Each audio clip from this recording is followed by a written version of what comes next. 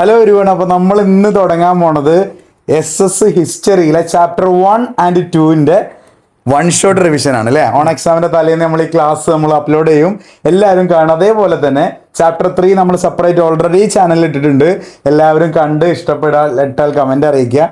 സോമാൻ സാറിനെ ഞാൻ ഈ വേദി ഏൽപ്പിക്കുകയാണ്. സാർ അടിപൊളിയായിട്ട് കുട്ടിയൊക്കെ പഠിപ്പിച്ചു കൊടുക്കണം. So all the best. Hello മക്കളെ, നമ്മൾ ഇന്ന് ലിബേർട്ടി, അതുപോലെ രണ്ടാമത്തെ ചാപ്റ്റർ ആയിട്ടുള്ള ഫ്രഞ്ച് റവല്യൂഷൻ്റെ വലിയൊരു ചാപ്റ്റർ ആയിട്ടുള്ള ലിബേർട്ടി, ഇക്വാളിറ്റി, ഫ്രറ്റേണിറ്റി എന്ന് പറയുന്ന ചാപ്റ്ററാണ് ആദ്യം നോക്കുന്നത്. അതിലെ പ്രധാനപ്പെട്ട ഒരു ഷുവർ ഷോട്ടായിട്ട് അതിലെ പ്രധാനപ്പെട്ട എല്ലാ കണ്ടന്റുകളും ഇന്ന് നമ്മൾ ഡിസ്കസ് ചെയ്യുന്നുണ്ട്. ഓക്കെ, നമുക്ക് വേഗം ചാപ്റ്ററിലേക്ക് കടക്കാം. Liberty, equality, fraternity.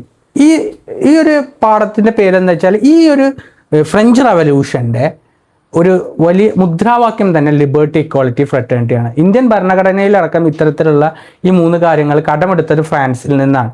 Liberty, equality, fraternity, സ്വാതന്ത്ര്യം, സമത്വം, സാഹോദര്യം എന്ന് പറയുന്ന വലിയൊരു ആശയത്തിന്മേലാണ് ഫ്രഞ്ച് റവല്യൂഷൻ ആരംഭിച്ചത്. അതിനുണ്ടായ ഫ്രഞ്ച് റവല്യൂഷൻ ഉണ്ടാകാനിടയായ കാരണങ്ങൾ 4 കാരണങ്ങളാണുള്ളത്. ഒന്ന്, ഓട്ടോക്രാറ്റിക് റൂൾ ഓഫ് ബാർബൺ റൂളേഴ്സ്, ബാർബൺ രാജാക്കന്മാരുടെ സ്വേച്ഛാധിപത്യ ഭരണം. രണ്ടാമത്തേത് സോഷ്യൽ ഇനീക്വാളിറ്റി, അവിടെ ഒരു സാമൂഹിക വ്യവസ്ഥയിലുണ്ടായ ഒരു അസമത്വമായിരുന്നു. അതുപോലെ എക്കണോമിക് ക്രൈസിസ്, സാമ്പത്തിക പ്രതിസന്ധി. നാലാമത്തേത് ഇൻഫ്ലുവൻസേഴ്സ് ഓഫ് തിങ്കേഴ്സ്, ചില ചിന്തകന്മാരുടെ ഒരു സ്വാധീനവുമാണ് ഫ്രഞ്ച് റവല്യൂഷനിലേക്ക് കടന്നത്. 4 കാര്യങ്ങളാണ് ഫ്രഞ്ച് റവല്യൂഷൻ്റെ കാര്യം. ഇനി ഓരോന്നും ഡീറ്റെയിൽ ആയിട്ട് നമുക്ക് പഠിക്കാം. ഒന്നാമത്തേത് ബാർബൺ കിങ്സ്. അക്കാലഘട്ടത്തിൽ ഫ്രാൻസിൽ ഭരണം നടത്തിയിരുന്ന രാജാക്കന്മാരാണ് ബാർബൺ കിങ്സ്, ബാർബൺ രാജാക്കന്മാർ എന്നറിയപ്പെടുന്നത്. ഇവര് ഡിവൈൻ റൈറ്റ് റൂളേഴ്സ് ആണ്.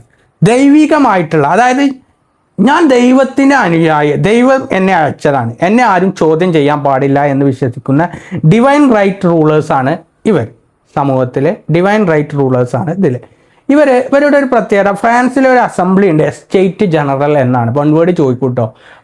ഫ്രാൻസിലെ ഒരു അസംബ്ലി, ഫ്രാൻസിൻ്റെ അസംബ്ലിയെ വിളിക്കുന്ന പേരാണ് എസ്റ്റേറ്റ് ജനറൽ.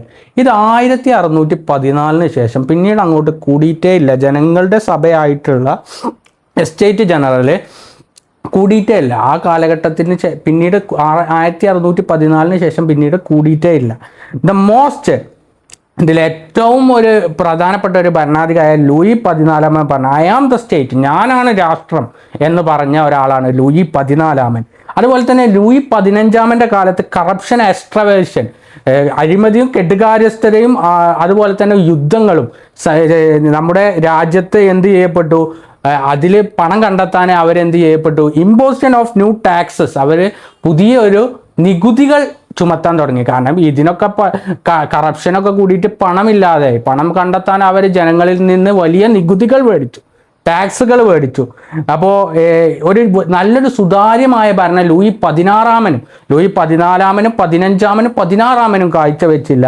അങ്ങനെ ഇവരുടെയൊക്കെ ഒരു ഭാര്യയായിരുന്നു, രാജ്ഞിയായിരുന്ന ക്യൂൻ മാരി ആന്റണി എന്ന് പറയുന്ന ഒരാളും ഗവൺമെൻറ്റിൻ്റെ അഫയേഴ്സ് പെൻ എക്സ്ട്രവേ, അതുപോലെ തന്നെ ഗവൺമെൻറ്റിൻ്റെ കാര്യങ്ങളിൽ ഇടപെടാൻ തുടങ്ങി. അപ്പോൾ അവർ ഇത്തരത്തിലുള്ള കാര്യങ്ങൾ ജനങ്ങളെ സേവിക്കാൻ മാത്രമല്ല, ഇവരുടെ ഒരു പണം നിറയണം, ഇവരുടെ ഒരു ധാർഷ്ട്യ മനോഭാവം ബാർബൺ കിങ്സിന് ഉണ്ടായിരുന്നു. അത് ജനങ്ങളുടെ ഇടയിൽ വലിയ തോതിൽ വ്യാപിച്ചു എന്നുള്ളതാണ്.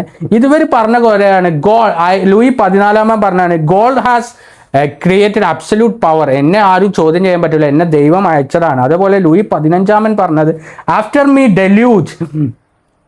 ഡെല്യൂജ്, അതുപോലെ തന്നെ if they can't eat the bread let them eat cake, നിങ്ങൾക്ക് കേക്ക് തിന്നാൻ ബ്രെഡ് തിന്നാൻ കഴിയുന്നില്ലെങ്കിൽ നിങ്ങൾക്ക് കേക്ക് തിന്നൂടെ എന്ന് വളരെ ധിക്കാരത്തോടെ മാരി ആന്റണി പറയുകയാണ്. അപ്പോൾ അത്തരത്തിലുള്ള ഒരു ധിക്കാരമായ ഭരണാധികാരികളായിരുന്നു ബാർബൺ കിങ്സ്. ഈ ബാർബൺ കിങ്സിനെതിരെ ആയിരുന്നു ഇവർ സമരം നടത്തിയിരുന്നത്. ഇവർക്ക് അതൊരു വലിയൊരു റീസണായി. ഇനി ഒരു സോഷ്യൽ സിസ്റ്റം ഉണ്ടായിരുന്നു സമൂഹത്തിൽ. ഇവരൊരു 3 തട്ടായിട്ടാണ് തിരിച്ചിരുന്നത്. ഫ്രഞ്ച് സമൂഹത്തെ 3 തട്ടായിട്ടാണ് തിരിച്ചിരുന്നത്. അതിൽ ഒന്നാമത്തേത് ക്ലർജി, ഫസ്റ്റ് 3 തട്ടിൽ ആദ്യത്തേത് first estate, second estate, third estate, ഇങ്ങനെയാണ് ഇതാക്കിയിട്ടുള്ളത്. First estate, second estate, third estate.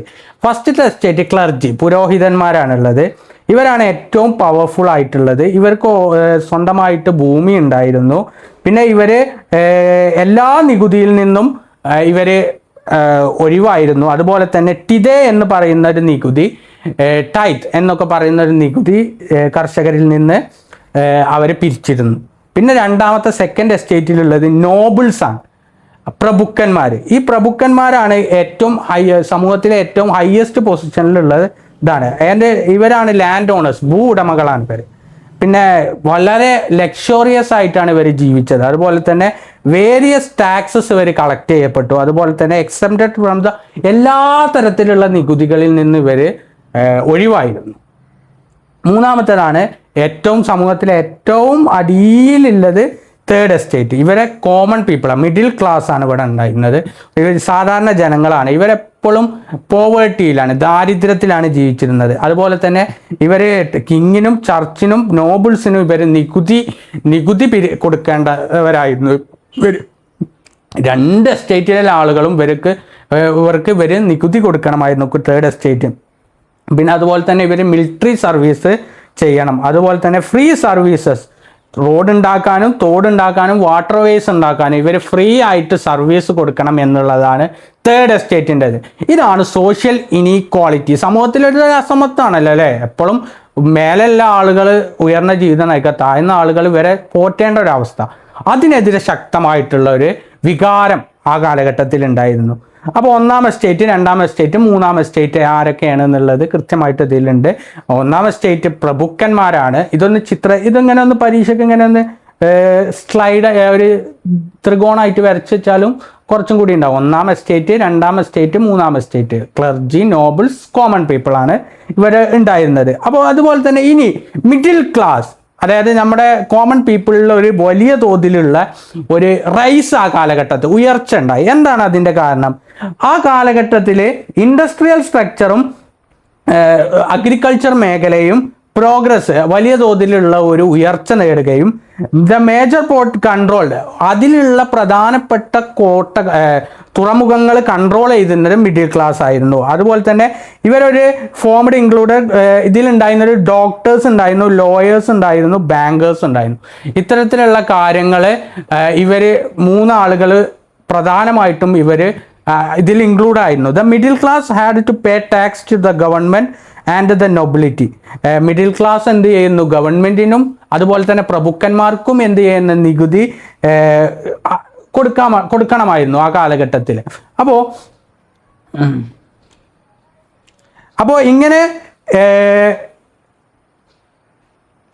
ഇങ്ങനെയുള്ള ഒരു ഇതിനെതിരെ അപ്പോൾ ആ കാലഘട്ടത്തിൽ വലിയ തോതിൽ ഒരു മിഡിൽ ക്ലാസിൻ്റെ ഇതുണ്ട്. അഗ്രികൾച്ചറിൻ്റെ പ്രോഗ്രസ്സും അതുപോലെ തന്നെ ഇതൊക്കെ ഉണ്ടായതോട് കൂടിയിട്ട് വലിയ തോതിൽ ഒരു മിഡിൽ ക്ലാസ്സിന് ഇമ്പ്രൂവ് ആയി. ഡോക്ടേഴ്സ് ഉണ്ടായിരുന്നു, അങ്ങനത്തെ കുറേ ബുദ്ധിപരമായിട്ട് ചിന്തിക്കുന്ന ആളുകൾ വന്നു. അങ്ങനെ മിഡിൽ ക്ലാസ്സിന് കുറേയൊക്കെ ഒരു സ്റ്റേണായിട്ട് നിൽക്കാൻ പറ്റുന്ന ഒരു അവസ്ഥ ഉണ്ടായി. അങ്ങനെ ഇരിക്കുമ്പോൾ അവിടെ ഉണ്ടായ ഒരു പ്രധാനപ്പെട്ട ഒരു പ്രശ്നമാണ് ഇവരുടെയൊക്കെ ധൂർത്ത് കാരണം, നോബിൾസിൻ്റെയും ബാർബൺ കിങ്സിൻ്റെയും ഒക്കെ ധൂർത്ത് കാരണം അവിടെ ഒരു വലിയ തരത്തിലുള്ള എക്കണോമിക് ക്രൈസിസ് ഉണ്ടാകാൻ, സാമ്പത്തിക പ്രതിസന്ധി ഉണ്ട്. 1770 ഒരു വലിയ തരത്തിൽ അവരുടെ പ്രൊഡക്ഷൻ കൂടിയാലുള്ളൂ നമുക്ക് വരുമാനം കൂടാൻ പറ്റുള്ളൂ. അപ്പോൾ അത് കൂടിയുകയും ചെയ്തു. ബ്രെഡിനും ആവശ്യ സ്ഥാനങ്ങൾക്കും ഒക്കെ എന്ത് ചെയ്യപ്പെട്ടു? വിലകൾ കൂടി. അപ്പോൾ France and Britain, France with Britain, the trade agreement signed by the France market was flooded with the British product and native artisans unemployed. ആ കാലഘട്ടത്തിലെ ഇവരുമായിട്ടൊരു ഉടമ്പടി പ്രകാരം ഫ്രാൻസിൽ കൂടുതലായിട്ടും ബ്രിട്ടീഷ് ബ്രിട്ടീഷിൻ്റെ കാലഘട്ടത്തിൽ ധാരാളം കോളനികൾ ഉണ്ടായിരുന്നു ഇന്ത്യ രാജ്യത്തും മറ്റ് രാജ്യത്തും. അവിടെ നിന്നൊക്കെ ഇവർ സാധനങ്ങൾ ഉണ്ടാക്കി ഇവിടെ വിറ്റു. ഫുൾ വരുമാനം ബ്രിട്ടീഷുകാർ കൊണ്ടുപോയി. അപ്പോൾ ജനങ്ങൾ എന്ത് ചെയ്തു? ഇവിടുത്തെ ആളുകൾക്ക് എന്ത് ചെയ്യാൻ പറ്റും? തൊഴിലില്ലാതെയായി, പണമില്ലാതെയായി. അപ്പോൾ ഫാർമേഴ്സും അതുപോലെ തന്നെ ആർട്ടിസൻസ്, അതുപോലെ കലാകാരന്മാരും എല്ലാ തൊഴിലാളികളും എന്ത് ചെയ്യപ്പെട്ടു? ഗവൺമെൻറ്റിനെതിരെ നിരത്തിലിറങ്ങുകയാണ് ചെയ്തത്. അപ്പോൾ വലിയൊരു പ്രത്യേകിച്ച് കൃഷിക്ക് ഇവരൊക്കെ സംഘടിതരായ തൊഴിലാളികൾ ഇറങ്ങിയാൽ നമ്മളെ രാജാക്കന്മാർക്ക് ഇത് പിടിച്ചു നിർത്താൻ കഴിയില്ല. വലിയ തോതിലുള്ളൊരു സമരം, ഇവരുടെ ഒരു ഭരണം, അതുപോലെ തന്നെ ഈ എസ്റ്റേറ്റ് വൽക്കരണത്തിന് ഇവർക്ക് ഒരുപാട് പ്രശ്നം ഉണ്ടായിരുന്നു. ഇങ്ങനെ ഇരിക്കുമ്പോൾ ഈ എക്കണോമിക് ക്രൈസിസ് എന്ത് ചെയ്യപ്പെട്ടു?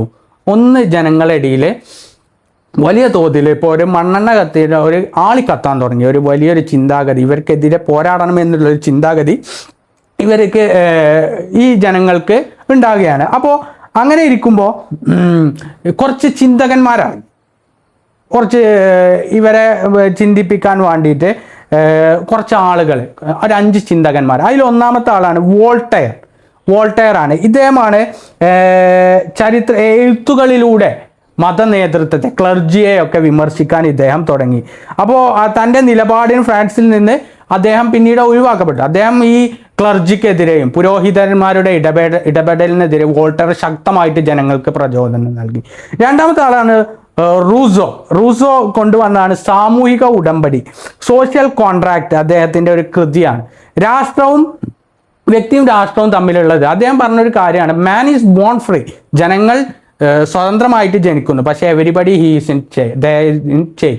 അവർ നിർബന്ധിതമായി ബന്ധിച്ചിരിക്കുക, അല്ലെങ്കിൽ ചെയിനിലാണ്, കെട്ടിയിട്ട അവസ്ഥയിലാണ്. അപ്പോൾ അങ്ങനത്തെ ഉള്ള മനുഷ്യൻ സ്വതന്ത്രനായിട്ട് മനുഷ്യ എല്ലായിടത്തും അവൻ ചെങ്ങലയാൽ ബന്ധിതനാണ്. ഇത്തരത്തിലുള്ള ആശയങ്ങൾ അദ്ദേഹത്തിൻ്റെ സോഷ്യൽ കോൺട്രാക്ട് എന്ന പുസ്തകത്തിലൂടെ അദ്ദേഹം ജനങ്ങൾക്ക് ഇതാകാണ്. അപ്പോൾ അദ്ദേഹത്തിൻ്റെ പുസ്തകം ഏതാണ്? Social contract. അദ്ദേഹം പറഞ്ഞ കാര്യങ്ങൾ, മനുഷ്യൻ സ്വതന്ത്രമായിട്ടാണ് ജനിച്ചത്, പക്ഷെ എല്ലായിടത്തും അവൻ ചെങ്ങലയാൽ ബന്ധിതനായി. അതുപോലെ Montesquieu the spirit of law എന്ന് പറയുന്ന ഒരു ഇതായി. അദ്ദേഹം ജനങ്ങളുടെ അദ്ദേഹത്തിൻ്റെ ആ പുസ്തകത്തിൽ നിയമനിർമ്മാണം, അതായത് ലെജിസ്ലേച്ചർ, എക്സിക്യൂട്ടീവ്, ജുഡീഷ്യറി, ഭരണത്തെ 3ആയിട്ട് തിരിക്കണം എന്ന് അദ്ദേഹം പറഞ്ഞു, മൊണ്ടസ്ക്യൂ. അപ്പോൾ അതുപോലെ തന്നെ രാഷ്ട്രത്തിൻ്റെ സ്വേച്ഛാധിപത്യത്തെ അദ്ദേഹം വിമർശിച്ചു. അതുപോലെ തന്നെ ജോൺ ലോക്കിൻ്റെ 2 ട്രീറ്റീസ് ഓഫ് ഗവൺമെൻറ് അദ്ദേഹത്തിൻ്റെ ഒരു പ്രധാന കൃതിയാണ്. അദ്ദേഹം സ്വേച്ഛാധിപത്യത്തിനെയും അതുപോലെ തന്നെ ദൈവിക അവകാശത്തെയും, ഡിവൈൻ റൈറ്റ് തിയറിയെയും അദ്ദേഹം ജോൺ ലോക്ക് ഇതാക്കി. അതുപോലെ തന്നെ ഫിസിയോക്രാറ്റുകൾ എന്ന് പറയുന്ന 2 വിഭാഗക്കാരുണ്ട്. മധ്യവർഗത്തിന് അനുകൂലമായ സാമ്പത്തിക പരിഷ്കാരങ്ങൾ അദ്ദേഹം വാദിച്ചു. കൃഷിയെ പ്രോത്സാഹിപ്പിക്കുകയും ഭക്ഷ്യവസ്തുക്കളുടെ സ്വതന്ത്ര വ്യാപാരം നടത്തുകയും ചെയ്യും. കൃഷിയെ ഫിസിയോക്രാറ്റുകൾ. ഇത്തരത്തിലുള്ള ചിന്തകൾ അവരുടെ ഈ സാമൂഹിക ഫ്രഞ്ച് റവല്യൂഷനെ സ്വാധീനിച്ചു എന്നുള്ളതാണ്. അപ്പോൾ ഇങ്ങനെ ഇരിക്കുമ്പോൾ ഇവരുടെ ഒരു പ്രധാനമായിട്ടും ഇവരുടെ ഒരു പ്രശ്നം, ഇവരുടെ ഫ്രഞ്ച് എസ്റ്റേറ്റ് ജനറൽ എന്ന് പറയുന്ന ഒരു സാധനമുണ്ട്. Estate general. ഈ എസ്റ്റേറ്റ് ജനറൽ ഇതുവരെ വിളിച്ചിട്ടില്ല. വിളിക്കാത്തപ്പോൾ ഇവരെന്ത് ചെയ്തു? ഈ 1ാം എസ്റ്റേറ്റും ഫസ്റ്റ് എസ്റ്റേറ്റും സെക്കൻഡ് എസ്റ്റേറ്റും ടീമായി നിന്നുകാണ്ട് ഇവർ ഈ 3rd എസ്റ്റേറ്റിന്, അതായത് ഇവർ ഗ്രൂപ്പ് വോട്ട് സിസ്റ്റം കൊണ്ടുവന്നു. അതായത് ഇവരുടെ ഒരു വോട്ടിന് 2 വോട്ടിൻ്റെ മൂല്യം കൊണ്ടുവന്നു. ഏറ്റവും കൂടുതൽ ആളുകൾ ഉണ്ടായിരുന്നത് 3rd എസ്റ്റേറ്റിൽ 735 ആളുകൾ ഉണ്ടായിരുന്നു. ഇവർ രണ്ടാളും പാടെ കൂടി ഏകദേശം ഒരു 700 ആളുകളെ വരുന്നുള്ളൂ ഫസ്റ്റ് എസ്റ്റേറ്റിനും. അപ്പോൾ ഇവർ വോട്ടിനിട്ടാൽ എങ്ങനെയായാലും 3rd എസ്റ്റേറ്റ് ജയിക്കും. അപ്പോൾ അതിന് ഇവർ ചെയ്തത് 2 വോട്ടിൻ്റെ മൂല്യം കണക്കാക്കി ഗ്രൂപ്പ് വോട്ട് സിസ്റ്റം കൊണ്ടുവന്നു. അപ്പോൾ അതിനെതിരെ 3rd എസ്റ്റേറ്റ് എന്ത് ചെയ്തു? ഫ്രഞ്ച് നാഷണൽ അസംബ്ലി ഞങ്ങളാണെന്ന് പ്രഖ്യാപിച്ച് 17 ജൂൺ 1989 ഇതാക്കി. അപ്പോൾ ലൂയി 16 മിലിറ്ററി ഇതിൽ പൂട്ടിയിടുകയാണ് ചെയ്യപ്പെടുന്നത്. പിന്നെ അതിൽ എന്ത് ചെയ്യപ്പെട്ടു? ഇവർ നേരെ ഒരു ടെന്നീസ് കോർട്ടിൽ ചെല്ലുകയും ഈ ടെന്നീസ് കോർട്ട് 3rd എസ്റ്റേറ്റിലെ ആളുകൾ ടെന്നീസ് കോർട്ടിൽ പ്രതിജ്ഞയും ഫ്രാൻസിനൊരു ദേശീയ ഭരണഘടന ഉണ്ടാക്കുന്നത് വരെ ഞങ്ങൾ പിന്മാറില്ല എന്ന് പ്രഖ്യാപിക്കുകയും ചെയ്തു. ഇതാണ് ടെന്നീസ് കോർട്ട് പ്രതിജ്ഞ. ഇവരുടെ അവകാശങ്ങളെ ഇതാക്കുകയും ഇവരെ ഫസ്റ്റ് എസ്റ്റേറ്റും സെക്കൻഡ് എസ്റ്റേറ്റും തങ്ങളെ അല്ലെങ്കിൽ ജനങ്ങളുടെ അഭിലാഷത്തെ മാനിക്കുന്നില്ല എന്ന് പറഞ്ഞുകൊണ്ട് ഇവർ ഒരു ടെന്നീസ് കോർട്ടിൽ ചെല്ലുകയും അവിടെ ചെന്നിട്ട് ഒരു പ്രതിജ്ഞ ചെല്ലുകയും അതിനെയാണ് ടെന്നീസ് കോർട്ട് ഓത്ത് എന്ന് പറയുന്നത്, ടെന്നീസ് കോർട്ട് പ്രതിജ്ഞ എന്ന് പറയുന്നത്. അപ്പോൾ എന്താണ് ടെന്നീസ് കോർട്ട് പ്രതിജ്ഞ എന്ന് വെച്ചാൽ എസ്റ്റേറ്റ് ജനറൽ വിളിക്കുകയും ഇവരുടെ ഗ്രൂപ്പ് വോട്ട് സിസ്റ്റത്തിനെ എതിർക്കുകയും ചെയ്ത് അവരൊരു ലൂയി 16 അവിടെ കീഴ്പ്പെടുത്തുകയും അവരെ പൂട്ടിയിടുകയും പിന്നീട് എന്ത് ചെയ്യപ്പെട്ടു? ലൂയി 16 ഇതാകുകയും ഇവരൊരു ടെന്നീസ് കോർട്ടിൽ ചെന്നിട്ട് ഞങ്ങൾ ഇനി ഫ്രാൻസിനൊരു ഭരണഘടന ഉണ്ടാക്കുന്നത് വരെ പിന്മാറില്ല എന്ന് ഇവർ പറയുകയും ചെയ്തു. അപ്പോൾ ഡിക്ലറേഷൻ ഓഫ് ഹ്യൂമൻ റൈറ്റ്സ്, അടുത്തത് ഡിക്ലറേഷൻ ഓഫ് ഹ്യൂമൻ റൈറ്റ് 1789 പറയുന്ന ഒരു വലിയൊരു മനുഷ്യാവകാശ പ്രഖ്യാപനം നടന്നു. അപ്പോൾ അതിൽ പറയുന്ന എല്ലാ ആളുകളും men born free and equal in right, എല്ലാ മനുഷ്യരും എന്താണ് ഈക്വൽ ആയിട്ടുള്ള അവകാശങ്ങൾ ഉണ്ടാവും. The political to protect natural right, സ്വാഭാവിക അവകാശങ്ങളെ സംരക്ഷിക്കുക എന്നുള്ളതാണ്. Sovereignty lies with the nation. പരമാധികാരം വേണം. രാജ്യത്തെ എന്ത് കാര്യങ്ങളും ആ രാജ്യം തന്നെ തീരുമാനിക്കാനുള്ള പരമാധികാരം വേണം. Liberty means do not have. സ്വാതന്ത്ര്യം എന്ന് പറയുന്നത് മറ്റുള്ളവരുടെ സ്വാതന്ത്ര്യത്തെ ഹാനിക്കാനല്ല, അത് സ്വയം ഇതാകാനാണ്. ലിബർട്ടി എന്ന് പറയുന്നത് വ്യക്തികളെ സംരക്ഷിക്കാനാണ് എന്നുള്ള ഒരു കാഴ്ചപ്പാടാണ് ഹ്യൂമൻ റൈറ്റിൻ്റെ ഇതുണ്ടായത്. പരീക്ഷയ്ക്ക് ചോദിക്കും 1889 ഹ്യൂമൻ റൈറ്റ് ഡിക്ലറേഷന് എന്തൊക്കെയാണ് കാര്യങ്ങൾ ഉണ്ടായത്. അതുപോലെ തന്നെ റിഫോംസ്. ഫ്രഞ്ച് നാഷണൽ അസംബ്ലി അതായത് ഒരു പുതിയൊരു കോൺസ്റ്റിറ്റ്യൂഷൻ ഉണ്ടാക്കി. അതുപോലെ ഇഷ്യൂഡ് എ ന്യൂ പേപ്പർ ആസിനേറ്റ് എന്ന് പറയുന്ന ഒരു പുതിയൊരു പേപ്പർ കറൻസി ഉണ്ടാക്കുകയും ചെയ്തു. Declare religious tolerance. അതായത് സമുദായങ്ങൾ തമ്മിലുള്ള ഒരു സഹവർത്തിത്വം ഉണ്ടാകും. Clergy became salaried employees. Clergy അല്ലെങ്കിൽ പുരോഹിതന്മാരെ ഒരു സാലറീഡ് എംപ്ലോയീസ് ആക്കിയിട്ട് മാറ്റുകയും ചെയ്തു. അതാണ് ഫ്രഞ്ച് ന്യൂ അസംബ്ലി കൊണ്ടുവന്ന പുതിയ പരിഷ്കാരങ്ങൾ. ഇനി ലൂയി 16 വ്യൂമൻസിന് കുറച്ച് പങ്കുകളുണ്ട്. അപ്പോൾ സ്ത്രീകളും ഫ്രഞ്ച് റവല്യൂഷന് ഈ ഭക്ഷ്യക്ഷാമം, സ്ത്രീകളാണല്ലോ ഏറ്റവും കൂടുതൽ അടുക്കളയിൽ ഇതാകുന്നത്. അപ്പോൾ ആ ഇടപഴകുമ്പോൾ സ്ത്രീകൾക്ക് ഏറ്റവും പ്രധാനപ്പെട്ട ഒരു ഫുഡ്, കുട്ടികൾ വിശക്കുമ്പോൾ ഫുഡ് എടുത്തോട്ട്. അപ്പോൾ അതിനെതിരെയാണ് സ്ത്രീകൾ ലൂയി 16 ഇതാക്കിയത്. ആയിരക്കണക്കിന് സ്ത്രീകൾ ചൂൽ ഉൾപ്പെടെയുള്ള നിത്യോപയോഗ സാമഗ്രികളും കുന്തം, തോക്ക് എന്നിവ കൈത്തിലേന്തി ബാർബൻ രാജാക്കന്മാരുടെ കൊട്ടാരത്തിലേക്ക്. അതിന് പ്രധാനപ്പെട്ട കാരണം ഫുഡിൻ്റെ ഷോർട്ടേജാണ്. ഫുഡ് ഇവർക്ക് വളരെ പ്രധാനപ്പെട്ടതാണ്. അതിനെതിരെ ഷോർട്ടേജിനെതിരെയാണ്. അവരോടൊപ്പം വലിയൊരു ജനക്കൂട്ടം ഉണ്ടായിരുന്നു. അങ്ങനെ ഇവർക്ക് പാരീസിലേക്ക് കൊണ്ടുവന്നു. കുടുംബത്തെയും അവരെന്ത് ചെയ്തു, ഇവർ ഈ സ്ത്രീകളുടെ സമരം കൊണ്ട് കൃത്യമായിട്ട് ഇങ്ങോട്ട് കൊണ്ടുവരികയാണ് ചെയ്തത്.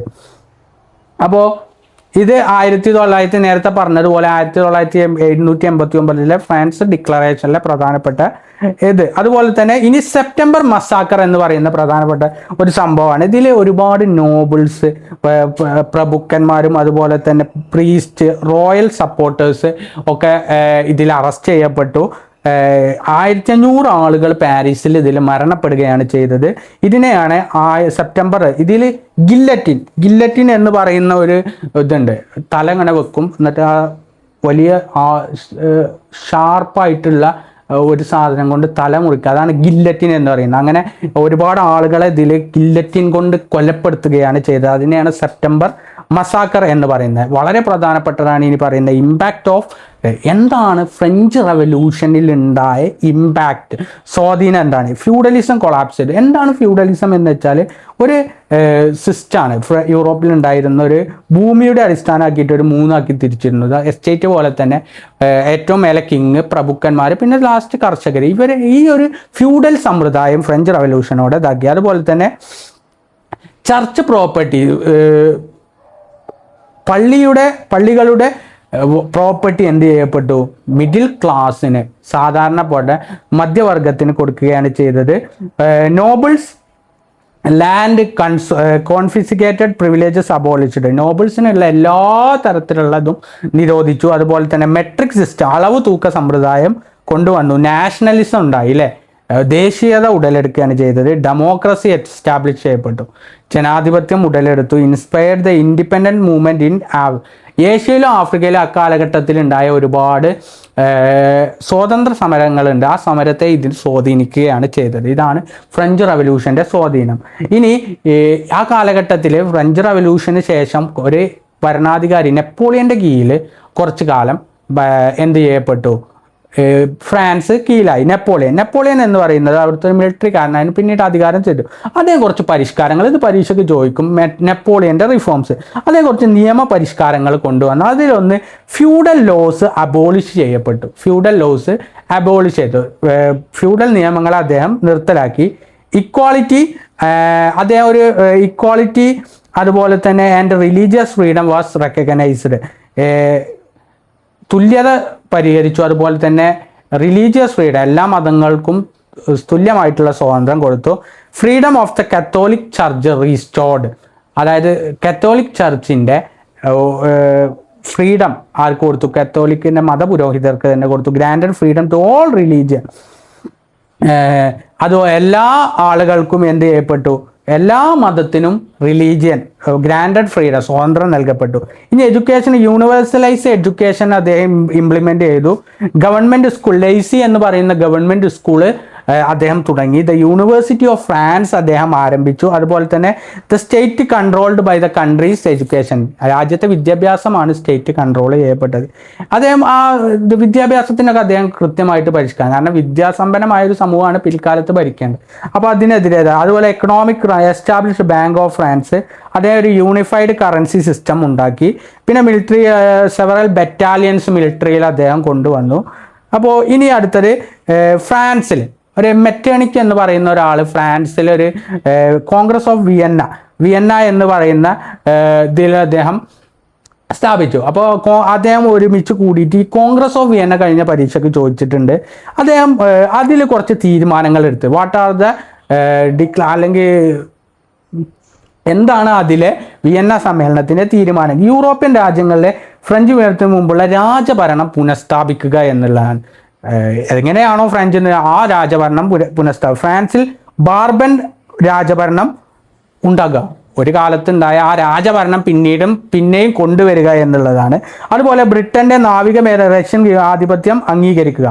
ബ്രിട്ടന്റെ അക്കാലഘട്ടത്തിൽ ഏറ്റവും ഇതാക്കിയിരുന്ന രണ്ട് രാജ്യങ്ങൾ ബ്രിട്ടനും റഷ്യയുമായിരുന്നു. ഈ രണ്ട് രാജ്യങ്ങളുടെയും നാവിക മേധാവിത്വം അംഗീകരിക്കുക എന്നത്. അതുപോലെ തന്നെ മധ്യ യൂറോപ്പിലെ, സെൻട്രൽ യൂറോപ്പിലെ ഓസ്ട്രിയ ഇവിടെ ഡോമിനൻസ് അംഗീകരിക്കുക. ഇതാണ് വിയന്ന സമ്മേളനത്തിൽ കോൺഫറൻസിൽ തീരുമാനമെടുത്തത്. ഇത്രയും കാര്യങ്ങളാണ് ഫ്രഞ്ച് റവല്യൂഷൻ. ഇവിടെ നെപ്പോളിയൻ മരണപ്പെട്ട ഒരു യുദ്ധമുണ്ട്, 18 എന്ന് ഓർത്ത് വെച്ചാൽ മതി.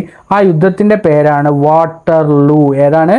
വാട്ടർലൂ യുദ്ധം. അതും കൂടി പഠിച്ചാൽ ഈ പാഠത്തിൽ ഇമ്പോർട്ടൻ്റ് ആയിട്ടുള്ള മേഖലകളൊക്കെ കഴിഞ്ഞു. എന്താണ് ഫ്രഞ്ച് റവല്യൂഷൻ്റെ റീസണ്, അതെങ്ങനെയാണ് ബാധിച്ചത്, ഇത്രയും കാര്യങ്ങൾ. ഇതൊരു എസ്സേ ടൈപ്പ് ക്വസ്റ്റ്യൻ ആയിട്ട് വരും. വുമൻസിൻ്റെ പ്രാധാന്യം എന്തായിരുന്നു, അതുപോലെ അങ്ങനത്തെ ഒരു ചോദ്യം 5 മാർക്കിന് വരുന്ന ചോദ്യങ്ങളാണ്.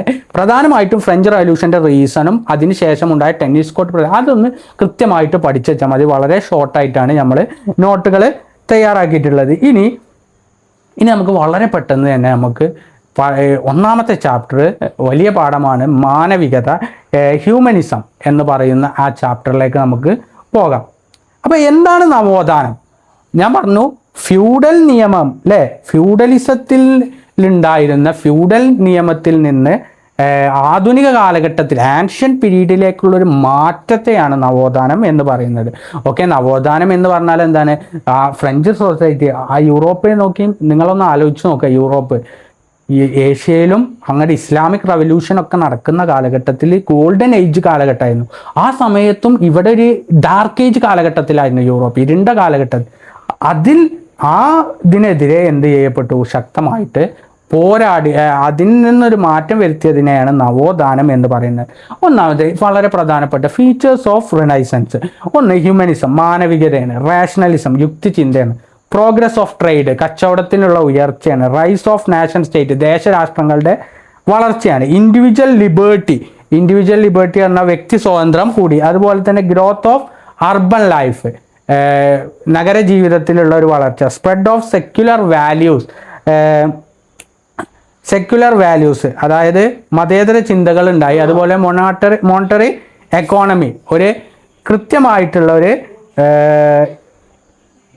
എക്കോണമി, ഒരു സമ്പദ് വ്യവസ്ഥ ആ കാലഘട്ടത്തിൽ ഉണ്ടായിരുന്നു. ഇത്രയും കാര്യങ്ങളാണ് റിനൈസൻസ് കാലഘട്ടത്തിൽ റിനൈസൻസിൻ്റെ പ്രധാനപ്പെട്ട ഫീച്ചേഴ്സ്. ഇനി ഇറ്റാലിയൻ സിറ്റീസ്, എങ്ങനെയാണ് ഇറ്റാലിയൻ സിറ്റീസ് എമർജ് ചെയ്യപ്പെട്ടത് എന്നുള്ളതാണ്.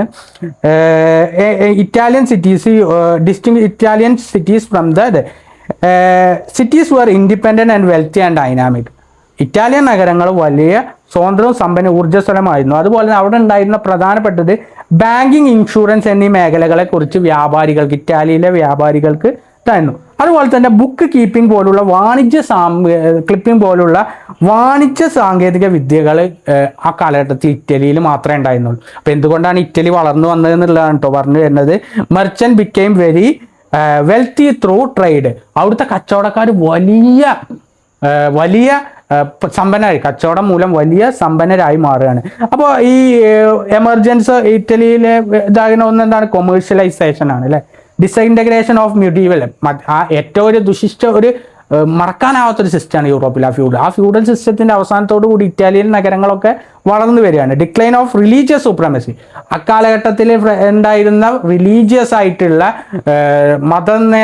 മതങ്ങൾ നേതൃത്വ കത്തോലിക്ക ഇത് ഉണ്ടായിരുന്ന മതനേതൃത്വത്തിനെതിരെയുള്ള ഡിക്ലൈൻ, അവരുടെ ഒരു നേതൃത്വം ഇല്ലാതായത്. അങ്ങനെ കുറെ ഇറ്റാലിയൻ ഫാമിലീസ് ഉണ്ടായി. മെഡിസി എന്ന് പറയുന്ന ഇറ്റാലിയൻ ഫാമിലി ഉണ്ടായത് ഫ്ലോറൻസിലാണ്. സ്പോർട്സ് എന്ന് പറഞ്ഞാൽ മിലാനൊക്കെ കേട്ടിട്ടുണ്ടാവും നിങ്ങൾ, ഫുട്ബോളൊക്കെ വലിയ താരങ്ങളാണ്, ഇന്റർ മിലാൻ, AC മിലാൻ പോലുള്ള അങ്ങനെ ഓർത്താൽ മതി. അതുപോലെ ഫാർണസ് പാർമ, അതുപോലെ ഒറിസീനി എന്ന് പറയുന്ന നാപ്പിൾസ് ആണ്. വിസ്കോണ്ടി തന്നെ മിലാനിലുണ്ട്. മിലാൻ ഇറ്റാലിയനിലെ പ്രധാനപ്പെട്ട നഗരങ്ങളാണ്, വളരെ ഫേമസ് ആയിട്ടുള്ള നഗരങ്ങളാണ്. ഇനി വളരെ പ്രധാനപ്പെട്ട എന്താണ് സ്കോളാസ്റ്റിസം ആൻഡ് ഹ്യൂമനിസം? ഈ പാഠത്തിൽ ഒരു ഇമ്പോർട്ടൻ്റ് ഡിഫറൻസ് ബിറ്റ്വീൻ ഈ സ്കോളാസ്റ്റിസം എന്ന് പറയുന്നത് മിഡീവൽ സ്കൂൾ ഓഫ് തോട്ട്, മധ്യകാലഘട്ടത്തിലല്ലോ. എന്നാൽ ഹ്യൂമനിസം എന്ന് പറഞ്ഞാലോ മനുഷ്യന്റെ ചിന്തക്ക് പ്രാധാന്യം നൽകുകയാണ്. ഹ്യൂമനിസം മനുഷ്യന്റെ യുക്തിചിന്ത, മനുഷ്യന്റെ ബുദ്ധിക്കും ഇവിടെ ദൈവികമായിട്ടുള്ള കാര്യങ്ങൾ സ്കോളാസ്റ്റിസത്തിൽ. എന്നാൽ ഹ്യൂമനിസം മാനവികമായിട്ട് മനുഷ്യന്റെ യുക്തിചിന്തക്ക് പ്രാധാന്യം നൽകി. Based on the Christian theology, ഇതെന്താണ് ഹ്യൂമന്റെ ഇമോഷനും എബിലിറ്റിക്കും അനുസരിച്ചാണ്. അതുപോലെ തന്നെ focused on the God and out, ദൈവവും അതിനുശേഷം ഒരു ജീവിതമുണ്ട്. എന്നാൽ എന്താണ് ഇത് God centre human shift, God ദൈവിക ചിന്തയിൽ നിന്ന് മനുഷ്യ കേന്ദ്രീകൃത ചിന്തയിലേക്ക് ഹ്യൂമനിസം മാറി. അതാണ് അതിൻ്റെ ഡിഫറൻസ്. ഇനി ഒന്നും കൂടി ഇത് ദൈവ കേന്ദ്രീകൃതമാണ്, ഇത് മനുഷ്യ കേന്ദ്രീകൃതമാണ്. ഇത് ദൈവത്തിനും പരലോക ജീവിതത്തിനുമാണ് ഊന്നൽ നൽകുന്നത്, എന്നാൽ ഇത് മനുഷ്യനും ഇഹലോകത്തിനുമാണ് പ്രാധാന്യം. ഇവിടെ ഒരു ലോകം മാത്രമേ ഇതാകുന്നുള്ളൂ. പിന്നെ എന്താണ് എഴുത്ത് സംഭാഷണങ്ങൾ എന്ന് നൽകാതിരിക്കാൻ മനുഷ്യനിൽ അന്തർലീനമായ അന്യന്യ വികാരങ്ങൾ, ശേഷികൾ, എഴുത്ത്, സംഭാഷണം എന്നിവയ്ക്ക് ഇവിടെ എഴുത്തിനും മനുഷ്യന്റെ ഇതിനൊന്നും പ്രാധാന്യം നൽകില്ല. എന്നാൽ ഇവിടെ മനുഷ്യന്റെ സംഭാഷണങ്ങൾക്കും പെയിന്റിങ്ങിനും അങ്ങനത്തെ കുറേ കാര്യങ്ങൾക്കും പ്രാധാന്യം നൽകി. വിമർശനങ്ങൾക്ക് സ്ഥാനമില്ലാതെ ഇവിടെ വിമർശിക്കുക, വിയോജിപ്പുകൾക്ക് ഉദാക്കുക. പിന്നെ മതാധിപത്യത്തിന് പ്രാധാന്യം നൽകലാണ് ഇവിടെ. എന്നാൽ മതാധിപത്യത്തെ ചോദ്യം ചെയ്യുകയാണ് ചെയ്തത് ഏത് മാനവികത എന്ന് പറയുന്നത്. ഇനി വളരെ പ്രധാനപ്പെട്ടതാണ് കോൺസ്റ്റാന്റിനോപ്പിൾ, അല്ലേ? കോൺസ്റ്റാന്റിനോപ്പിൾ വളരെ പ്രധാനപ്പെട്ടതാണ്. കോൺസ്റ്റാന്റിനോപ്പിൾ ഇത് പ്രധാനപ്പെട്ട ഒരു സ്ട്രെയിറ്റിൽ ബ്ലാക്ക് സിയെയും മെഡിറ്ററേനിയൻ സിയെയും, ഇത് gateway from Asia to യൂറോപ്പാണ്. തുർക്കിയിലെ കോൺസ്റ്റാന്റിനോപ്പിൾ 1930 ആണ് ഇത് കോൺസ്റ്റാന്റിനോപ്പിൾ. അതായത് 1453 തുർക്കിയിലെ ഉസ്മാനിയ ഖിലാഫത്ത് ഉണ്ടാവുകയും ആ തുർക്കികൾ എന്ത് ചെയ്യപ്പെടുകയാണ് 1459 തുർക്സ് അല്ലെങ്കിൽ ആ ഉസ്മാനിയ ഖിലാഫത്ത് എന്ന് പറയുന്ന ഒരു ഖിലാഫത്ത് ഉണ്ട്. ആ ഖിലാഫത്ത് അവിടെ കീഴടക്കുകയും മുസ്ലിങ്ങൾ അവിടെ ഒരു ഭരണം സ്ഥാപിക്കുകയാണ് ചെയ്തത്. അങ്ങനെ ഈ ട്രേഡ് അവിടെ പുരോഗതി, ഈ ഒരു ഇത് തുറന്നതോടുകൂടി ഏഷ്യയിലേക്കും യൂറോപ്പിലേക്കുമുള്ള ഒരു ഇതാകുകയും ചെയ്തു. ഇതൊരു സ്ട്രെയിറ്റ് ആണ്, ജിയോഗ്രഫിക്കൽ സിഗ്നിഫിക്കൻസ് ആണ്. കോൺസ്റ്റാന്റിനോപ്പിൾ എന്ന് പറയുന്നത് ഒരു കൃത്യമായിട്ടുള്ള ഒരു പ്രത്യേക തന്ത്രപ്രധാന ഏരിയയാണ് കോൺസ്റ്റാന്റിനോപ്പിൾ എന്ന് പറയുന്നത്.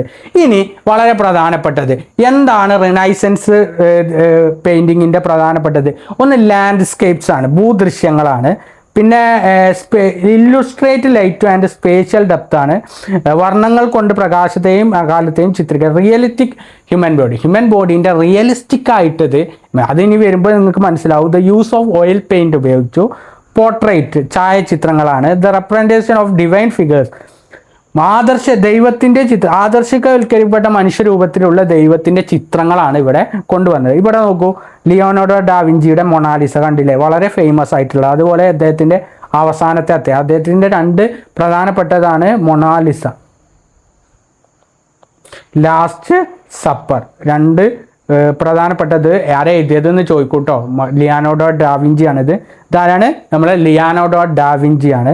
പിന്നെ അതുപോലെ മൈക്കിൾ ആഞ്ചലോ, ടിഷ്യൻ, റാഫേൽ എന്ന് പറയുന്ന 3 പ്രധാനപ്പെട്ട ചിത്രകാരന്മാരുണ്ട്. ഇവരുടെ ജിയോട്ടോ വളരെ റിനൈസൻസ് ആ കാലഘട്ടത്തിൽ ഈ പെയിന്റിങ്ങിനെ കുറിച്ചിട്ടൊരു ചോദ്യം ഇമ്പോർട്ടൻ്റ് ആയിട്ട് എവിടെയെങ്കിലും ചോദിക്കൂട്ടോ ഈ പരീക്ഷയ്ക്ക് ചിലപ്പോൾ ഈ റിനൈസൻസ് പെയിന്റിങ്ങിന്റെ ഫീച്ചേഴ്സും പ്രധാനപ്പെട്ട ആളുകളുടെയും പേര് അതിൽ ഓരോന്ന് ഓർത്തുക.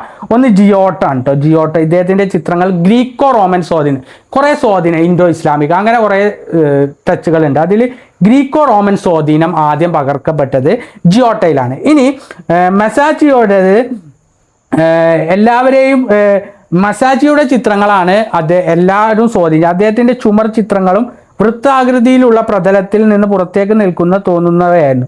ദൈനംദിന ജീവിതവുമായി ബന്ധപ്പെട്ട ആളാണ് മുസാച്ചിയോടത്. ഇനി ഡാവിഞ്ചിയുടെ രണ്ട് പ്രധാനപ്പെട്ടത് എന്താണ്?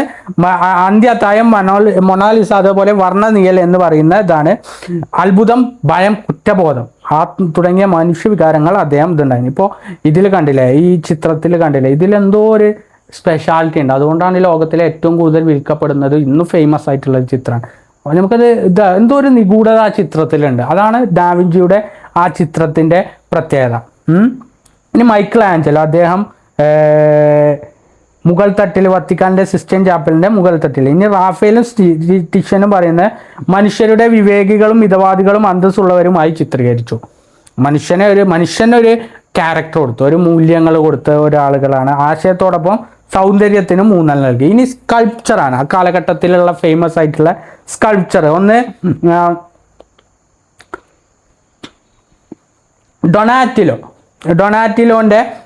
ഡൊണാറ്റലോയുടെ പ്രധാനപ്പെട്ട സ്കൾപ്ചറാണ് sculptures of Donatello, most of അതുപോലെ തന്നെ ദാവീദ് കെറ്റാമെലേറ്റ. രണ്ട് പ്രധാനപ്പെട്ട ഇതാണ് ഈ ഡൊണാറ്റലോയുടെ ഇത് ഉണ്ടായിരുന്നത്. ദാവീദും ഗെറ്റാമെലേറ്റ എന്ന് പറയുന്ന രണ്ട് ചിത്രങ്ങളാണ്. ഇതാണ് കേട്ടോ ആ ചിത്രങ്ങൾ. ഇതാരാണ് ഇതാക്കിയത്? ഡൊണാറ്റലോ ആണ് കേട്ടോ സ്കൾപ്ചർ. ഇതാണ് അത്. ഇതിൽ പറയുന്നത് ഒറ്റ കാലിൽ നിന്നാക്കുന്ന ഒരു യുവാവിൻ്റെ ശരീരമാണ് ഡേവിഡിലുള്ളത്. എ സോൾജർ സിറ്റിംഗ് ഓൺ ഗെറ്റാമെലേറ്റയിൽ എന്താണ്? ഒരു കുതിരപ്പുറത്ത് നിൽക്കുന്ന ഒരു കാവൽ പടയാളിയാണ് ഗെറ്റാമെലേറ്റ എന്ന് പറയുന്ന രണ്ട് ചിത്രങ്ങൾ വളരെ ഇമ്പോർട്ടൻ്റ് ആണ്. ആ സ്കൾപ്ചർ രണ്ടെണ്ണം വളരെ പ്രധാനപ്പെട്ടതാണ്. ഏതൊക്കെയാണ്? ഡൊണാറ്റലോയുടെ ദാവീദ് എന്ന് പറയുന്നത്, അതുപോലെ ഗെറ്റാമെലേറ്റ. ഇനി പിയാത്തയുടെ രണ്ട് ശില്പങ്ങളാണ്. അതായത് ക്രിസ്തുവിൻ്റെ അമ്മയായ മേരി ക്രിസ്തുവിനെയും കൂട്ടിയതാക്കുന്ന മേരിയെ ചിത്രീകരിക്കുന്ന ഒരു ശില്പവും, അതായത് മൈക്കിൾ ആഞ്ചലോയുടെ പിയാത്തെ ഡാവീദ് എന്ന് പറയുന്ന പ്രധാനപ്പെട്ട രണ്ട് ശില്പങ്ങളുമാണ് ഇതുണ്ടായിരുന്നത്. അതുപോലെ ആർക്കിടെക്ചർ, ആ കാലഘട്ടത്തിലെ പ്രധാനപ്പെട്ട ആർക്കിടെക്ചർ എന്ന് പറയുന്നത് ഫിലിപ്പോ ബ്രൂണലേസി അദ്ദേഹം കൊണ്ടുവന്നതാണ്. ഇദ്ദേഹം ഒരു different from the Gothic, quite different from the Gothic style of the medieval period. Influence in the ancient Greco-Roman ഇതുമായിട്ട് കുറച്ച് ഇൻഫ്ലുവൻസ് ചെയ്തിട്ടുണ്ട്. അതിൽ അദ്ദേഹത്തിൻ്റെ ഒരു ഡോംസ് ആയിട്ട് അദ്ദേഹം ഉണ്ടാക്കിയ ഒരു ആർക്കിടെക്ചറാണ്. കണ്ടോ, ബ്രൂണലേസി രൂപകൽപ്പന ഒരു താഴികക്കുടം, ഒരു ഡൂംസ് ആയിട്ടാണ് അല്ലേ ഇത് കാണപ്പെടുന്നത്. ഒരു ഗോത്തിക് സ്റ്റൈലിലുള്ള ഒരു ഗ്രീക്കോ റോമൻ സ്വാധീനത്താൽ അദ്ദേഹം ഉണ്ടാക്കിയ ഒരു ആർക്കിടെക്ചറാണ് ഫിലിപ്പെ ബ്രൂണലേസി ചെയ്ത ഒരു താഴികക്കുടം, ഒരു ഡോം എന്ന് പറയുന്ന ഒരു കാരണമാണ്. അതേപോലെ മൈക്കിൾ ആഞ്ചലോ, ബ്രഹ്മാൻഡ എന്നിവരും ഒരു ആർക്കിടെക്ചർ ചെയ്തിട്ടുണ്ട്. അതാണ് ഈ ഗോത്തിക് ശൈലിയിൽ കൂടുതൽ പ്രകടമാണ്. ഗോത്തിക് ശൈലിയിൽ ഉണ്ടായ ഒരു പ്രധാനപ്പെട്ട ഒരു കെട്ടിടമാണ് ഇത് ആർക്കിടെക്ചർ. അതൊക്കെ ആർക്കിടെക്ചറിലെ പ്രധാനപ്പെട്ടത് ഒന്ന് എഴുതി വെച്ചാൽ മതി കേട്ടോ. മൈക്കിൾ ആഞ്ചലോ, ബ്രഹ്മാൻഡെ എന്ന് പറയുന്ന രണ്ടാളുകൾ ഉണ്ടാക്കിയത്. അതുപോലെ തന്നെ റെനൈസൻസ് കൾച്ചറിൻ്റെ പ്രധാനപ്പെട്ട പ്രത്യേകത എന്ന് പറയുന്നത് ഗോത്തിക് ശൈലിയിൽ നിന്ന് എന്താണ് ചെയ്തു? ഇതൊന്ന് മോചിപ്പിക്കുകയാണ് ചെയ്തത്. ശില്പങ്ങളുടെ കൂടുതൽ ഊർജവും വ്യക്തിത്വവും നൽകി. ശില്പങ്ങൾക്ക് ഒരു എനർജി നൽകി അല്ലേ. മനുഷ്യരൂപത്തിലുള്ള ദൈവത്തെയാണ് അവതരിപ്പിച്ചത്. ഇവിടെ സ്കൾപ്ചറാണ് കേട്ടോ, ആർക്കിടെക്ചർ അല്ല, സ്കൾപ്ചർ. നേരത്തെ പറഞ്ഞ സ്കൾപ്ചറിൻ്റെയാണ്. മനുഷ്യ ശരീരത്തിൽ യഥാർത്ഥ രൂപത്തിലുള്ളത്. ഇവിടെ കണ്ടോ, മനുഷ്യ ശരീരത്തിൻ്റെ യഥാർത്ഥ രൂപങ്ങളാണ് അല്ലേ ഇവിടെ ഉണ്ടായത്. കണ്ടോ, കൃത്യമായിട്ടുള്ള രൂപങ്ങൾ ഇതിൽ സ്കൾപ്ചറിൽ എഴുതി വെച്ചിട്ടുണ്ട്. അത്രയൊക്കെയാണ് ഇതിൻ്റെ സ്കൾപ്ചറിൻ്റെ. ഇനി റിനൈസൻസ് ലിറ്ററേച്ചറിൻ്റെ പ്രത്യേകത, കുറേ ഗ്രന്ഥങ്ങളുണ്ട് അല്ലേ. ആ ഗ്രന്ഥങ്ങൾ ഫ്രീഡം ഫ്രം സ്കൊളാസ്റ്റിസത്തിൽ നിന്ന് മോചിപ്പിച്ചു. റിനൈസൻസ് ഗ്രന്ഥങ്ങളെ കുറിച്ചിട്ട് പരീക്ഷയ്ക്ക് ചോദിക്കാൻ സാധ്യതയുണ്ട്. പെയിന്റിങ്, ലിറ്ററേച്ചർ, ഇതിലേതെങ്കിലും ഒന്ന് വരാൻ സാധ്യതയുണ്ട് കേട്ടോ. അപ്പോൾ rational instead of Latin, rational language, സ്വന്തം റീജിയണൽ ലാംഗ്വേജസിലെ പ്രാദേശികമായിട്ടുള്ള ഭാഷകളിൽ ഇതാക്കപ്പെട്ടു, ലാറ്റിന് പകരം. ഇമ്പോർട്ടൻസ് ഓഫ് പ്രോസ് ലിറ്ററേച്ചറിന് പ്രാധാന്യം നൽകി. വ്യക്തി സ്വാതന്ത്ര്യത്തിനും മതേതര മൂല്യങ്ങൾക്കും അവർ പ്രാധാന്യം നൽകി. റിഫ്ലക്റ്റഡ് ലവ് ഓഫ് ഹ്യൂമാനിറ്റി, മാനവികത, അതുപോലെ മനുഷ്യത്വം, patriotism, nationalism, interest in natural phenomena reflect ചെയ്യപ്പെട്ടു. Reflected love of humanity. ഇനി ഏതൊക്കെയാണ് റിനൈസൻസ് ലിറ്ററേച്ചർ? ഡാൻഡയുടെ ഡിവൈൻ കോമഡി, റോളൻസ് എഴുതിയ പ്രണയഗീതങ്ങൾ പെട്രാക്ക് എഴുതിയ ബൊക്കാച്ചിയോൻ്റെത് ഡെക്കമറോൺ ദ പ്രിൻസ്. ഇനി ഇവരുടെ വേറെ രാജ്യങ്ങളിലും ഇത് പകർന്നു കേട്ടോ, ലിറ്ററേച്ചർ പകർന്നതോട് കൂടിയിട്ട്. അതിൽ ഇറാസ്മസിൻ്റെ ഇൻ പ്രൈസ് ഓഫ് ഹോളി നെതർലാൻഡ്സിലാണ്. ജെഫ്രി ജോസറിൻ്റെ കാർമറി കഥകൾ ഇംഗ്ലണ്ടിലാണ് രാജ്യം. തോമസ് മൂർ ഉട്ടോപ്യ ഇതാണ് ഇംഗ്ലണ്ടിലാണ്. മിഗേൽ ഡെ സെർവാൻഡെ എന്ന് പറയുന്ന ഡോൺ കിഫോർട്ട് സ്പെയിനിലാണ്. ഫ്രാൻസ് റാംബലെ എന്ന് പറയുന്ന അദ്ദേഹത്തിൻ്റെ ഗ്രന്ഥം, ഫ്രാൻസുകാരനാണിത്. അപ്പോൾ ഇത്രയും കാര്യങ്ങൾ വേറെ രാജ്യത്തിലും എന്ത് ചെയ്തു, ലിറ്ററേച്ചർ വ്യാപിക്കുകയാണ് ചെയ്തത്. ഇനി അതേപോലെ നിക്കോള മാക്കിയവെല്ലി എന്ന് പറയുന്നത് ഒരു പൊളിറ്റീഷ്യൻ, അദ്ദേഹമാണ് സ്റ്റേറ്റ് എന്ന പദം നമുക്ക് ആദ്യമായിട്ട് ഇതാക്കിയത് മാക്കിയവെല്ലിയാണ്. അദ്ദേഹത്തിൻ്റെ ഒരു ദ പ്രിൻസ് എന്ന് പറയുന്ന ഒരു കൃതിയുണ്ട്. അത് മാനവികതയെ കുറിച്ചിട്ടാണ് പറയുന്നത്, ഹ്യൂമനിസത്തെ കുറിച്ചാണ്. രാജ്യത്തിൻ്റെ അധികാരം, അദ്ദേഹം ഒരു പൊളിറ്റീഷ്യൻ ആയതുകൊണ്ട് രാജ്യത്തിൻ്റെ ഭരണവും അതിനെ കുറിച്ചിട്ടൊക്കെയാണ് പറയുന്നത്. രാജ്യത്തിൻ്റെ അധികാരവും സുരക്ഷയും നിലനിർത്തുക എന്നതാണ് ഭരണാധികാരിയുടെ കടമ. അദ്ദേഹം പറയുന്നത് രാജ്യത്തിൻ്റെ അധികാരവും ഇതും നിലനിർത്തുക, പരമാധികാരവും നിലനിർത്തുക, സുരക്ഷയും നിലനിർത്തുക. ജനങ്ങൾ പൊതുവെ സ്വാർത്ഥരും അധികാരത്തോടും ഭൗതിക താല്പര്യമുള്ളവരും ആയിരിക്കും എന്നുള്ളത്. ജനങ്ങൾ പൊതുവെ സ്വാർത്ഥരും അധികാരത്തോടും ഭൗതിക അഭിവൃദ്ധിയോടും താല്പര്യങ്ങളും ഉള്ളവരാണ്. രാജ്യത്തിൻ്റെ തലവൻ ഒരിക്കലും തൻ്റെ പ്രജകളിൽ ഒരു വിഭാഗത്തെ മാത്രം പ്രീതിയോ കടപ്പാടോ, അതാണ് പറഞ്ഞത്. അദ്ദേഹം പറഞ്ഞതാണ്, ഒരു രാജാവ് ഒരിക്കലും തൻ്റെ ഒരു ആളോട് മാത്രം കൃത്യമായിട്ടുള്ള കൂറ് എന്ത് ചെയ്യാൻ പറ്റൂല, കൂറ് ഇതാക്കാൻ പറ്റില്ല, എല്ലാവരെയും തുല്യരായി കാണണം എന്നാണ് ദ പ്രിൻസിൽ പറയുന്നത്. ഓക്കെ, നിക്കോള മാക്കിയവെല്ലിയുടെ ദ പ്രിൻസ് എന്ന് പറയുന്ന ഇമ്പോർട്ടൻ്റ് ഏരിയയാണ്. എന്താണ് അദ്ദേഹം പറയുന്നത്? എല്ലാവരെയും തുല്യരായി കാണാൻ രാജ്യത്തിൻ്റെ അധികാരവും സുരക്ഷയും നിലനിർത്തുമാണ്, അല്ലാതെ ഏകാധിപതികളായി വളർന്നിട്ട് കാര്യമില്ല. ഫ്രഞ്ച് രാജാക്കന്മാരെ പോലെ അങ്ങനെയുള്ള ഇതാകാൻ പാടില്ല എന്നാണ് പറയുന്നത്. കാസാൻഡ്ര ഫെഡലെ എന്ന് പറയുന്ന ഒരു ഹ്യൂമനിസ്റ്റ് റൈറ്റർ ഹ്യൂമൻ കാലഘട്ടത്തിൽ ഇതുണ്ടായിരുന്നു.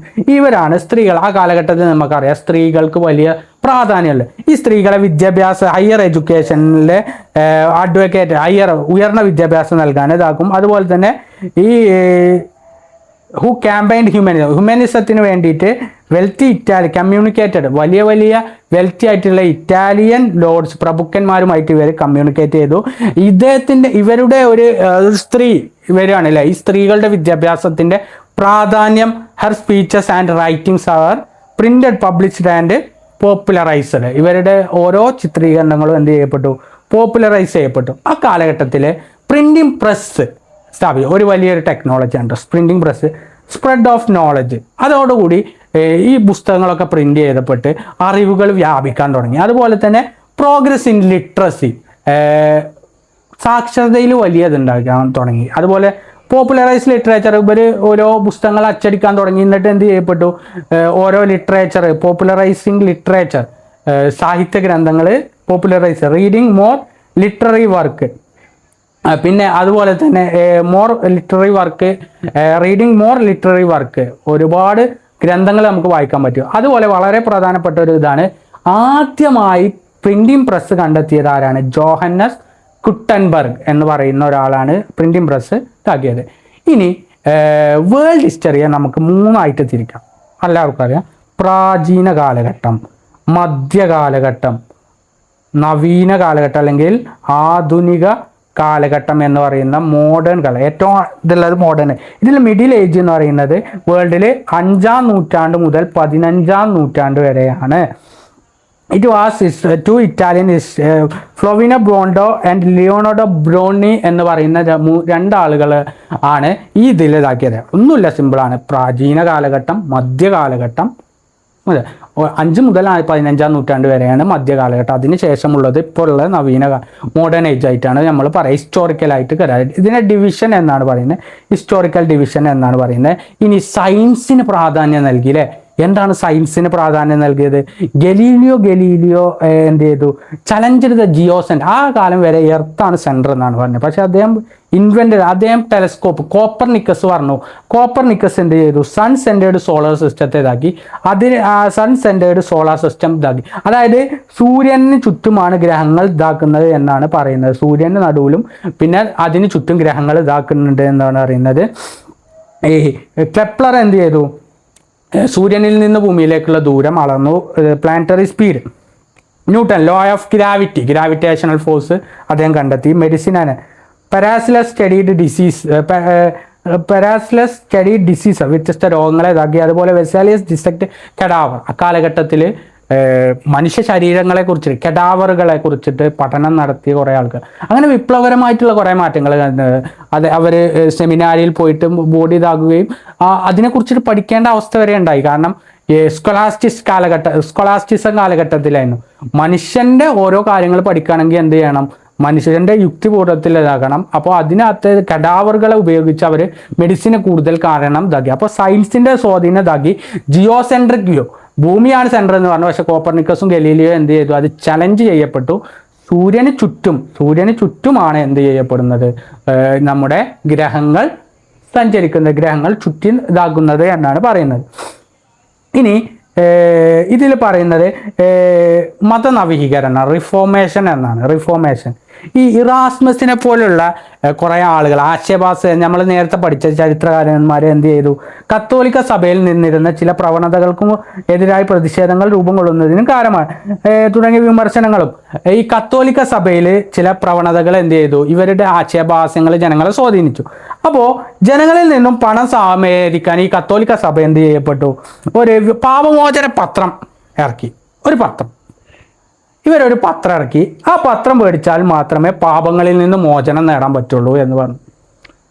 കത്തോലിക്ക സഭ ഒരു പത്രം ഇറക്കി. ആ പത്രം മേടിക്കണം, ആ പത്രം ദൈവം എല്ലാം പൊറുക്കും എന്നുള്ളത് അടിച്ചിറക്കി. അപ്പോൾ ഇതിൻ്റെ വിൽപ്പനയായി ജോഹന്നസ് ടെറ്റ്സൽ എന്ന ഡൊമിനിക്കൻ സന്യാസി ജർമ്മനിയിലെത്തി. ഒരു സന്യാസി, അതായത് ജോഹൻ ടെറ്റ്സൽ എന്ന് പറയുന്ന സന്യാസി എത്തി. ഇത് പ്രതിഷേധിച്ച് എന്ത് ചെയ്യപ്പെട്ടു, ജർമ്മനിയിലെ മാർട്ടിൻ ലൂതർ എന്ന പുരോഹിതൻ തൻ്റെ 95 പ്രബന്ധങ്ങൾ പതിപ്പിച്ചു. ഇത് എതിർത്തു. കാരണം പിന്നെ അവഹേളയാണല്ലോ അല്ലേ. ഒന്ന് ആലോചിച്ച് നോക്കുക, അത് ഇതാക്കിയ പാപമോചനം ചെയ്യപ്പെടും എന്നുള്ള. അതിനെതിരെ ഇദ്ദേഹം പ്രതിഷേധിച്ചു. ആരാണ്? Martin Luther. റിഫോർമേഷൻ കൊണ്ടുവന്ന ആളാണ് ആര്? Martin Luther. ഇത് പ്രൊട്ടസ്റ്റന്റ് പ്രസ്ഥാനത്തിന്റെ ഇതാണ് പ്രൊട്ടസ്റ്റന്റ് അഥവാ മതനവീകരണ പ്രസ്ഥാനത്തിന് തുടങ്ങിയത്. ഇത് മറ്റ് രാജ്യങ്ങളിലേക്ക് ജർമ്മനിയിൽ ഉണ്ടായ ഈ മറ്റ് രാജ്യങ്ങളിൽ സ്വിറ്റ്സർലാൻഡിലും അതുപോലെ തന്നെ ഇംഗ്ലണ്ടിലും ജോൺ കാൽവിൻ എന്നുപോലുള്ള മതനവീകരണത്തിന് നേതൃത്വം നൽകി. ഇവരെ ജനങ്ങളെ ബോധവൽക്കരിക്കാൻ തുടങ്ങി. എന്ത്, ഇതാണ് ഇങ്ങനെയൊക്കെയാണ് കാര്യങ്ങൾ, ഇത് ഉണ്ടായാൽ ഇതാക്കൂല. അങ്ങനെ മാർട്ടിൻ ലൂതർ 95 പ്രബന്ധങ്ങൾ. അദ്ദേഹം ഒരു ആംഗ്ലിക്കൻ സഭ, ഇത് ദേശീയ സഭ, നാഷണൽ ചർച്ച് എന്ന് ഇംഗ്ലണ്ടിൽ രാജാവ് അത് കൊണ്ടുവരികയാണ് നിലവിൽ വന്നു. ഇങ്ങനെ ആംഗ്ലിക്കൻ സഭ നിലവിൽ വന്നു, ഇംഗ്ലണ്ടിൽ കൊണ്ടുവന്നത്. അതായത് കത്തോലിക്ക സഭ ഉണ്ടാക്കിയ ഒരു പുതിയ നയത്തിനെതിരെ കൊണ്ടുവന്ന ഒരു ഇതാണ് പ്രൊട്ടസ്റ്റന്റ്. അത് പ്രൊട്ടസ്റ്റന്റ് മൂവ്മെന്റ് ഉണ്ടായി. അതിനെയാണ് മാർട്ടിൻ ലൂതർ എന്ന് പറയുന്നത്. ആരാ കൊണ്ടുവന്നത്? Martin Luther. റിഫോർമേഷൻ ആണ് കൊണ്ടുവന്നത്. ഇനി ഇതിനെതിരെ കൗണ്ടർ റിഫോർമേഷൻ ഉണ്ടായിട്ടോ. മതനവീകരണത്തെ സ്വയം നവീകരിക്കാൻ തുടങ്ങി. ഇതൊക്കെ കുറേ തെറ്റാണ്. ഇത് എന്താണ്, ഇങ്ങനെ പോയാൽ പറ്റൂല. അപ്പോൾ കത്തോലിക്ക സഭയെ ഒന്ന് ശുദ്ധീകരിക്കണം, ഒന്ന് ശരിയാക്കണം. അപ്പോൾ അതിനു വേണ്ടി കൊണ്ടുവന്നതാണ്. വടക്കൻ ഇറ്റലിയിലെ സഭാ നേതൃത്വത്തിൽ സുനാദോസ് വിളിച്ചു ചേർത്തു. വടക്കൻ ഇറ്റലിയിലെ സഭാ നേതൃത്വത്തിന്റെ ഒരു സമ്മേളനം പാപവിമോചനത്തിന് വിൽപ്പന നിരോധിച്ചു. അങ്ങനെ ഇവർക്ക് അത് മനസ്സിലായി. ആ പാപവിമോചനം എന്ത് ചെയ്യപ്പെട്ടു, അത് ഒഴിവാക്കുകയാണ് ചെയ്തത്. വിശ്വാസികൾ വായിക്കാൻ പാടില്ലാത്ത പുസ്തകങ്ങൾ ഇൻഡെക്സ് പ്രഖ്യാപിച്ചു. അതായത് വിശ്വാസികൾ വായിക്കാൻ പാടില്ലാത്ത പുസ്തകങ്ങൾ അവർ ഒരു ചാർട്ടിലാക്കിയിട്ട് ഒരു ഇൻഡെക്സ് മധ്യകാലത്ത് നിലനിന്ന മതവിചാരണ കോടതി വരെ കൊണ്ടുവരാൻ. അപ്പം ഇങ്ങനെ പോയാൽ പറ്റൂല. കത്തോലിക്ക സഭയെ ഒന്ന് ഇതാക്കണം എന്നുള്ളത്. ഇതിന് ഇതാക്കിയ ആളാണ് ഇഗ്നേഷ്യസ് ലോയോള എന്ന് പറയുന്ന ഒരാളാണ് ഇത് ഇതാക്കിയത്. അദ്ദേഹം സൊസൈറ്റി ഓഫ് ജീസസ് എന്ന മത നവീകരണ കൗണ്ടർ റിഫോർമേഷൻ സ്ഥാപിച്ചത് ആരാണ്? Society of Jesus. ഇതിലെ അംഗങ്ങൾക്ക് കർശനമായ അച്ചടക്കവും ചോദ്യം ചെയ്യാതെയുള്ള അനുസരണയും ബാധകമായിരുന്നു. ഇതിലെ അംഗങ്ങൾക്ക് ചോദ്യം ചെയ്യാനൊന്നും പാടില്ല. ചോദ്യം ചെയ്യാനുള്ള അനുസരണയും അദ്ദേഹം ഇതാക്കി. അതുപോലെ തന്നെ വിദ്യാലയങ്ങൾ സ്ഥാപിച്ചതിലൂടെ മതപ്രചാരണ പ്രവർത്തനങ്ങൾ കത്തോലിക്ക സഭയുടെ മേധാവിത്വം. കത്തോലിക്ക സഭ കുറേ വിദ്യാലയങ്ങൾ സ്ഥാപിച്ചു. അവരുടെയൊക്കെ ഒരു നേതൃത്വം എന്ത് ചെയ്യപ്പെട്ടു? വിദ്യാലയങ്ങളൊക്കെ സ്ഥാപിച്ചതിലൂടെ മതപ്രവർത്തനങ്ങളിലേക്ക് കത്തോലിക്ക സഭയുടെ കൂടുതൽ നേതൃത്വം ഇതാക്കി. അതുപോലെ തന്നെ കത്തോലിക്ക സഭ അന്ന് ചെയ്തിരുന്ന ഒരുപാട് തെറ്റായ പ്രവർത്തനങ്ങളുണ്ട്. ആ തെറ്റായ പ്രവർത്തനങ്ങളെ എന്ത് ചെയ്യപ്പെട്ടു? ഇല്ലാതാക്കാൻ കഴിഞ്ഞു. അതുപോലെ തന്നെ കത്തോലിക് മതനവീകരണം, അതായത് ഇങ്ങനെ പോയാൽ പറ്റൂല. കത്തോലിക്ക ഒരു ചിട്ടയായിട്ടുള്ള ഡിസിപ്ലിൻ ആയിട്ടുള്ള വെൽ സ്ട്രക്ചർ ആയിട്ടുള്ള ഒരു ആളുകളെ വളർത്തിയെടുക്കുക എന്നുള്ള, അതുപോലെ തന്നെ മുമ്പുണ്ടായിരുന്ന പല തെറ്റുകളെയും ഇതാക്കുക എന്നുള്ള ഒരു ലക്ഷ്യത്തോടെയാണ് കൗണ്ടർ റിഫോർമേഷൻ ആരംഭിച്ചത്. ഇതിൻ്റെ രണ്ടിൻ്റെയും ഒരു കമ്പാരിസൺ ആണ്, ഇത്രേ ഉള്ളൂ ഇവർ തമ്മിലുള്ള. ഇതിനെ ഇറാസ്മസിനെ പോലുള്ള വിമർശിച്ചു, ഇത് ആദ്യ കൗണ്ടർ തമ്മിലുള്ള ഒരു ഡിഫറൻസ് ആണ് എന്നുള്ളൂ. എന്തൊക്കെയാണ് അവർ തമ്മിൽ ചെയ്തിരുന്നത് അതാണ്. അതായത് കത്തോലിക്ക സഭയിൽ ഉണ്ടായിരുന്ന ഒരു തെറ്റായതിനെ ചോദ്യം ചെയ്യപ്പെട്ടിട്ട് ആ പാപം വിമോചന പത്രത്തെ ഇതാക്കിയതാണ് മാർട്ടിൻ ലൂതർ പ്രൊട്ടസ്റ്റന്റ് വിപ്ലവം ഉണ്ടാക്കിയത്. ഇങ്ങനെ ഇരിക്കുമ്പോൾ ഇങ്ങനെ പോയാൽ പോരാ, കത്തോലിക്ക സഭയിലെ ഒന്ന് ശരിയാക്കണം എന്നുള്ളതിന് കൊണ്ടാണ് കൗണ്ടർ റിഫോർമേഷൻ ആരംഭിക്കുക. അങ്ങനെയാണ് റിനൈസൻസ് അവസാനിക്കുകയാണ് ചെയ്തത്. അങ്ങനെ ഒരു കൗണ്ടർ റിഫോർമേഷനോട് കൂടി ഈ ചാപ്റ്റർ തീരുകയാണ്. വളരെ പ്രധാനപ്പെട്ട കുറേ ഏരിയകൾ ഇതിലുണ്ട്. പെയിൻറ്റിങ്ങിനെ കുറിച്ചിട്ടും ലിറ്ററേച്ചറിനെ കുറിച്ചിട്ടും കൗണ്ടർ എല്ലാം വളരെ ഇമ്പോർട്ടൻ്റ് ആണ്. വൺ വേർഡുകൾ നോക്കണം. ഇപ്പോൾ ഡിസ്കസ് ചെയ്ത എല്ലാ പെയിൻറ്റിങ്ങുകളും സ്കൾപ്ചറുകളും ഒക്കെ വൺ വേർഡുകൾ വരാം. അപ്പോൾ നിങ്ങൾ പരീക്ഷയ്ക്ക് കൃത്യമായിട്ട് പഠിക്കുക. ഇതൊന്ന് ജസ്റ്റ് ഒന്ന് റിവൈൻഡ് ചെയ്ത് നിങ്ങൾക്ക് കുറച്ചും കൂടി ഐഡിയ കിട്ടും. കൃത്യമായി ടെക്സ്റ്റ് ബുക്കുകൾ വായിക്കുക, വൺ വേർഡുകൾ വായിക്കുക. നിങ്ങൾ പരീക്ഷയ്ക്ക് കൃത്യമായിട്ട് ഷോർട്ട് നോട്ടിലൂടെ നിങ്ങൾ പരീക്ഷ നേരിടുക. ചോദ്യങ്ങൾ കൃത്യമായി വായിക്കണം. ചിലപ്പോൾ ചോദിച്ചതിൽ അങ്ങോട്ടും ഇങ്ങോട്ടും ഇതുണ്ടാവും, ചിലപ്പോൾ നല്ല ചിന്തിച്ച് എഴുതേണ്ട ക്വസ്റ്റ്യനുകൾ ഉണ്ടാവും. ഓരോന്നും കൃത്യമായിട്ട് വായിച്ചിട്ട് തന്നെ ഉത്തരം എഴുതാം, മാർക്ക് പോകരുത്. ജോഗ്രഫി ആയാലും SS1 ആയാലും SS2 ആയാലും ഓക്കെ. നിങ്ങളുടെ ഓണപ്പരീക്ഷയ്ക്ക് എല്ലാവിധ ആശംസകളും നേർന്നുകൊണ്ട് ഞാൻ എൻ്റെ ഈ ക്ലാസ് വൈൻഡപ്പ് ചെയ്യുന്നു. Okay, thank you. Stay tune. മാക്സിഡോ.